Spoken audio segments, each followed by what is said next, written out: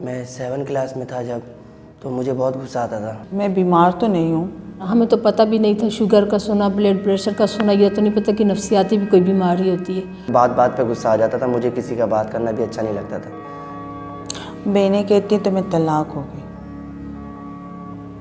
मुझे तो तलाक नहीं हुई। बहनें कहती जब मैं ठीक हूँ सर, मैं तो दवाई ज़बरदस्ती ये लोग फिर मैं गुस्से में मार पीट करता हूँ अपने अब्बू के ऊपर भी। आपको मैं बयान नज़र आ रही हूँ मैं? हाँ, तो फिर कैसे मैं बीमार हूँ? बहुत ज़्यादा था बेचैनी।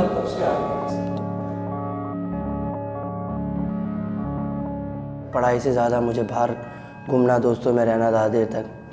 इस आदत में अब्बू मुझे बहुत मारते थे और मुझे इस बारे में बहुत गुस्सा आता था। बहुत ही परेशान रहता। आज से 5 साल तकरीबन घर आओ तो परेशानी, पैसों की भी परेशानी, काम की परेशानी, 2 दिन में काम पे ना जा सकूँ, इसी के पीछे परेशान हो। मेरे गुस्से पर ना बिल्कुल खुशी से वो करते थे कि नादान हूँ, जिस तरह से मैं अभी बिल्कुल छोटा हूँ। कोई समझ नहीं आ रहा था सर। आपने बता दिया वो बाबा बैठा हुआ है, वो थोड़े तावीज़ धागे करेगा तो दिमाग ठंडा रह जाएगा। मैं उसके पास गया, फिर वो कहते थे 2 दिन के बाद फिर आना, फिर दम करते थे। इस तरह से काफ़ी साल मैं गया हूँ अपने अब्बू के साथ, मगर कोई फ़ायदा इफेक्ट नहीं हुआ। जाओ नींबू ले आओ, ये ले आओ। जब बैठ गए, लाओ जी 3000 दे दो, या एक बकरे का सदका दे दो, कब्रिस्तान में दफनाना है। तो मेरे तकरीबन 2.5 लाख के करीब 1 साल के अंदर चला गया।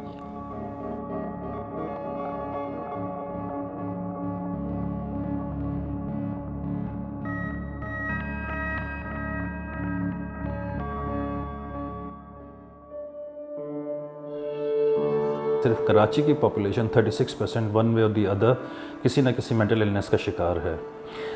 हमारे पास जो पेशेंट्स आते हैं, आपको शायद सुन के हैरानी होगी कि वो मरीज़ों की जो उम्र है वो 22 से 45 साल के दरमियान है। हमारे 80% पेशेंट पूल 22 से 45 साल की उम्र के पेशेंट पे मुश्तमिल है। आप ज़रा सोचिए, वो उम्र जिसमें उस पेशेंट को अपनी ज़िंदगी स्टार्ट करनी चाहिए, फैमिली बनानी चाहिए, अपने लिए कुछ करना चाहिए, उस उम्र में वो मेंटल इलनेस का शिकार हो जाते हैं। एक study British journal of psychiatry में छपी थी, जिन्होंने छोटी छोटी 20 स्टडीज़ को एक रिव्यू करके और एक उसका रिव्यू छापा था, और वो रिव्यू बहुत ही खौफनाक है। उसके मुताबिक पाकिस्तान में एंजाइटी और डिप्रेशन जो है वो तकरीबन 33% है पॉपुलेशन में। पूरी दुनिया में ये 5 से 7% होता है और हमारे यहाँ 33%। इसका मतलब हमारे यहाँ ये दुनिया से 3-4 गुना ज़्यादा है। और वो ज़्यादा की वजह यही है कि इसका ताल्लुक़ स्ट्रेस से है। जिस सोसाइटी में जितना ज़्यादा स्ट्रेस होगा उसमें उतनी ही साइकेट्रिक इलनेसेस ज़्यादा होंगी। साइकेट्रिक इलनेस तो हर एज ग्रुप में होती हैं और हर जेंडर में होती हैं, मगर इंटरनेशनली आम तौर पे जो माइनर साइकेट्रिक डिसऑर्डर हैं वो फीमेल्स में दुगने होते हैं एज़ कम्पेयर टू मेल, और वही ट्रेंड पाकिस्तान में भी है। और शिज़ोफ्रेनिया या साइकोटिक जो फेनोमेना है ये बराबर होता है, मेल हो या फीमेल हो, से कोई फ़र्क नहीं पड़ता। जो एक ट्रेंड नज़र आ रहा है जो कि इंटरनेशनली उससे भी कोलाइड करता है कि हमारे यहाँ जो यंगस्टर्स हैं उनमें ये डिसऑर्डर्स बढ़ रहे हैं, और उसमें जो बड़ी वजह यह है वो ये है कि उनका जो लाइफस्टाइल चेंज हो गया, उससे बहुत फ़र्क पड़ा है। जो नई जनरेशन है वो ड्रग्स की वजह से स्किज़ोफ्रेनिया का शिकार, क्योंकि ड्रग इंड्यूस साइकोसिस भी होता है, सेल्फ हार्म है, डिप्रेशन बढ़ता जा रहा है। तो हमारी यंग जनरेशन इस वक्त बहुत रिस्क पे है। देखिए, मेंटल इलनेस को उसी तरह से लें जिस तरह फिज़िकल इलनेस है। हर बीमारी का एक्सप्रेशन फ़र्क होता है। अनफॉर्चुनेटली हमारी सोसाइटी में या ओवरऑल भी दुनिया भर में भी जो सिलसिला है वो ये है कि लोग मेंटल इलनेस को एक इलनेस के तौर पर ट्रीट नहीं करते हैं। उनकी भी सेल्फ इस्टीम है, उनकी भी लाइफ है, they want to live like us. अगर वो पूरी मुकम्मल ज़िंदगी नहीं गुजार सकते, लेकिन अगर सोसाइटी की वजह से 80% भी उनकी ज़िंदगी बेहतर हो जाती है, तो सोसाइटी ने समझे अपना रोल प्ले कर लिया। एक दफ़ा एक खातून आई और मुझे बुलाया वहाँ पे इमरजेंसी वार्ड में, जिनका गला थोड़ा सा कटा हुआ था।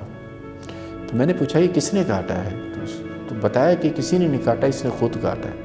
मतलब उसकी तकलीफ़ का अंदाज़ा करें, साइकेट्रिक मरीज़ जो है ना उसकी तकलीफ़ कितनी होती है। कोई अगर किसी के पेट में दर्द है, कान में दर्द है, दिल का दर्द है, उसके कहें उंगली काटें, कोई नहीं काटेगा। मगर ये मरीज़ इतनी तकलीफ में होते हैं, गला काट लेते हैं। जब मैंने उससे पूछा कि बीबी तुमने ये क्यों किया, वो बच गई अल्टीमेटली।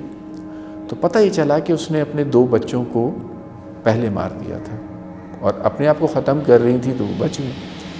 जब मैंने पूछा कि ऐसा आपने क्यों किया, तो आप जानते उसने मुझे क्या जवाब दिया? उसने कहा डॉक्टर साहब मैंने अपने बच्चों को मारा तो नहीं है। तो मैंने कहा फिर ये क्या किया है आपने? कहने लगी मैंने तो उन बच्चों को इस जालिम दुनिया से बचाया है, जिसके साथ मेरे साथ ही ऐसा हो रहा है तो वो बेचारे फ्यूचर में क्या करें। असल में ये स्टेट ऑफ माइंड हो जाती है उन मरीज़ों की।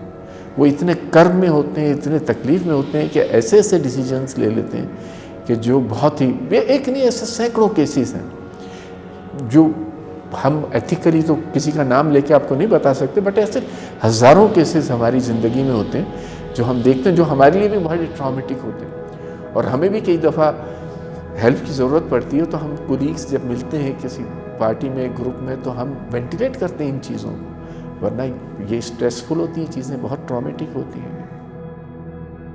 मुझे कहते हैं आप बीमार हैं, तो मैं तो अच्छी खासी हूँ, यही मुझे कहते हैं आप बीमार, आप वहमी की शिकायत है, आप वहम करती हो, आप शक करती हो। मैंने तो किसी पे शक नहीं किया कभी, और मैं ठीक हूँ। ये मेरी वालदा ही कह रही है आप बीमार हो। तकरीबन 4-5 साल से मैं इनका इलाज करवा रही हूँ कि पहले से बहुत ही बेहतर है। पता नहीं क्या क्या खिलाती रहती है, उसकी वजह से मेरी बस मैं एकदम से हाइपर हो जाती हूँ और गुस्सा आता बहुत ज़्यादा, और इसी वजह से ये ले कहते कि जी बीमार हैं, आप बीमार हैं। देखो पेशेंट तो पेशेंट है, तो कभी ये हाइपर भी हो जाते हैं, लेकिन ये है कि दूसरे फिर बहन भाई तो नफ़रत करते ही हैं, क्योंकि एक दूसरे को समझ नहीं पाते ना। लेकिन ये है कि माँ तो फिर माँ ही है, माँ को तो देखना ही है।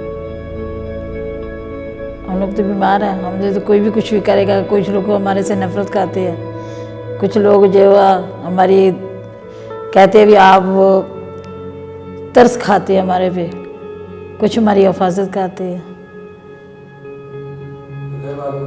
घर वालों को तवज्जो चाहिए देना, जो हम मांगते हैं, जो हमें चाहिए, हमें देना चाहिए इनको। घर वाले समझ ही नहीं पाते, वो ये कहते हैं कि शायद ये जानबूझ के हो रहा है, हमारे पे गुस्सा करना या किसी चीज़ की ख्वाहिश कर दी। तो अक्सर माँ बाप बच्चों पे हाथ उठाना, ज़्यादा गुस्सा करना, तो फिर जो ऐसे मरीज़ हैं वो ज़्यादा ही हाइपर होते हैं, यहाँ तक कि हाथापाई हो जाती है। तो यही है कि एक को ज़रा सब्र से काम लेना चाहिए। जब मैं बहुत छोटा था, मेरे ख्याल में मेरी उम्र 7 साल होगी, 1965 के अंदर, तो हम हैदराबाद गए थे। मेरी वालदा थी, तो जंग थी शायद, उसकी वजह से वहाँ हैदराबाद में मेरे वालिद की फूफी रहती थी। मेरे वालिद नेवी में थे, वो बाहर गए तो हम वहाँ चले गए। तो वहाँ पे जब हम गए तो वहाँ पे हैदराबाद में जब भी आप कोई जाता था तो वहाँ 2-4 घुमाने की जगहें होती थी, जिसमें मुझे अभी भी याद है, एक कच्चा किला था, एक पक्का किला था, एक ठंडी सड़क थी, एक रानी बाग था, मगर और एक शायद दरिया के किनारे कोई जगह थी, और एक जगह बहुत ज़रूरी थी जिसके बगैर वो विज़िट कंप्लीट नहीं होता था, और उस जगह को उस ज़माने में गिद्दू बंदर कहते थे। अब गिद्दू बंदर क्या था मुझे तो नहीं पता, छोटा सा था, तो वो एक मेंटल हॉस्पिटल था। मुझे आज तक याद है कि जब मैं उस हॉस्पिटल में गया, तो उस हॉस्पिटल के अंदर जब हम गए तो हमने दरवाजे पे एक टिकट ख़रीदा, और वो टिकट 4 आने का था। तो जितने लोग थे उनका सबका 4 आने का टिकट था, पता नहीं बच्चों का था या नहीं, मैं छोटा था। मगर जब मैं अंदर गया तो मुझे बहुत जो चीज़ मिली वो मैं आपके साथ शेयर करता हूँ। अंदर जब मैं गया तो छोटे छोटे क्यूबिकल्स बने हुए थे। अब मैं एज ए प्रोफेसर वहाँ जाता हूँ, मैं वो जगहों को अभी भी देखता हूँ, वो चीज़ों को याद करता हूँ। वो क्यूबिकल्स थे और उस क्यूबिकल्स में पेशेंट थे, और वो पेशेंट ऐसे थे कि कोई पेशेंट तो आधे लिबास में थे, कि एक पेशेंट वहीं अपना स्टूल पास कर रहे थे, उसी क्यूबिकल के अंदर थे, आगे सलाखें लगी थी, लोग गुजर के जा रहे थे, और बहुत सारे लोग उन मरीज़ों की तरफ मूंगफली और केले ऐसे फेंक रहे थे जैसा कभी चिड़ियाघर में आपने देखा हो बंदरों को फेंक देंगे, और वो लोग वो मूंगफली और चीज़ें लेके वो खा रहे थे। तो वो मुझे बहुत हर्ट किया था, वो जो सीन था। तो मैंने जो मेरे साथ अंकल थे उनसे उस ज़माने में पूछा कि ये ऐसा क्यों कर रहे हैं इन लोगों के साथ डील। तो उस वक्त जो उन्होंने मुझे एक्सप्लेनेशन दी कि यहाँ पे ये मरीज़ हैं और इनका ख़र्चा होता है, तो इनका ख़र्चा बर्दाश्त करने के लिए ये करते हैं ताकि इनका फ़ंड रेज़ हो।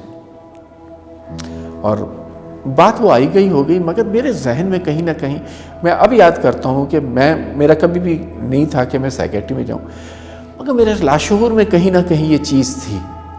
And I think that have motivated to join this speciality. आप ऐसे लोगों को सर्व कर रहे होते हैं जो वाकई नीडी होते हैं,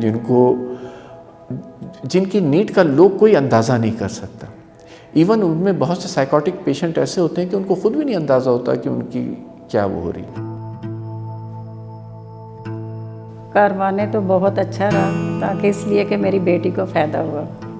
जिस तरह मैं आपसे बात कर रहा हूँ इस तरह से मैं किसी से बात नहीं करता था, मुझे बात बात पे गुस्सा आता था। सर इलाज तो बहुत माशाल्लाह अच्छा है, बहुत बेहतर इलाज है, बहुत अच्छा इलाज है, जितना करो इतना कम है। इस इदारे की मैं जितनी तारीफ़ करूँ ना वो कम है। मेरे साथ माली मदद भी किया है, हर तरीके से की है। कारवाने हयात पिछले 35 साल से कराची में साइकियाट्रिक ट्रीटमेंट उन लोगों को प्रोवाइड कर रहा है जो अब इस इलाज को अफोर्ड नहीं कर सकते। साइकियाट्रिक ट्रीटमेंट एक खासा महंगा इलाज होता है, तो उन मरीज़ों को कारवान सहूलत प्रोवाइड कर रहा है। कारवान हयात में तो बहुत अच्छा इन्होंने इनका इलाज किया है। तो ये नींद कर रही हैं, पैर खाना पीने में तंग करती थी, अभी खा पी भी रही हैं सही और नींद भी सही कर रही हैं, अभी काफ़ी बेहतर हैं। अम्मी कहती हैं कि अब तुम काफ़ी बेहतर होने लगे हो पहले से। देखो हमारे यहाँ डॉक्टर बहुत अच्छे हैं, हमारी बहुत केयर करते हैं, हमारी देखभाल करते हैं, हमसे बातचीत भी करते हैं, हम मतलब पूछते भी हैं। और इस वजह से जो भी ऐसी बीमारी है ना उनको आना चाहिए, यहाँ आके अपना इलाज करवाना चाहिए। पिछले साल कारवाने हयात ने 77,000 से ज़्यादा मरीज़ों का मुफ्त इलाज किया। एक अब्बू की दोस्त है, उन्होंने भी कहा कि वो ऐसा भी है जगह जहाँ पर मारपीट हुआ करता है, पेशेंट लोग के साथ बहुत मारते, अच्छे से ट्रीटमेंट नहीं करते।